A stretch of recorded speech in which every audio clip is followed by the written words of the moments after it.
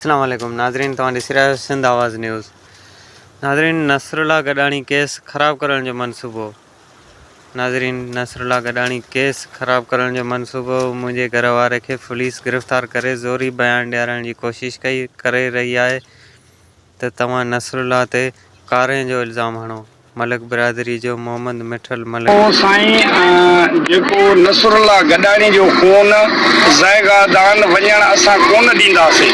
15 खां 20 साल मुंहिंजो भाउ हुयो, अॼु बि मुंहिंजो भाउ आहे। हू सची में आहे, मां कूड़ी में आहियां, पोइ बि मुंहिंजो भाउ आहे। हुनजा बच्चा मुंहिंजा आहिनि, मुंहिंजा बच्चा हुनजा बच्चा आहिनि। मां ईअं कॾहिं न थियण ॾींदुमि। पुलिस मूं ते प्रेशर विझे थी ऐं मुंहिंजे घर ते छापा हणे थी ऐं ॿारनि ते सख़्ती करे थी। मतिलबु तव्हां असांखे साथ ॾियो। नाज़रीन, सिंध आवाज़ न्यूज़ खे यूट्यूब ते ॾिसण लाइ मथे ॾिनल लिंक खे खोले सब्सक्राइब करियो। सिंध आवाज़ न्यूज़ यूट्यूब चैनल ऐं रहो हर ख़बर खां बाख़बर।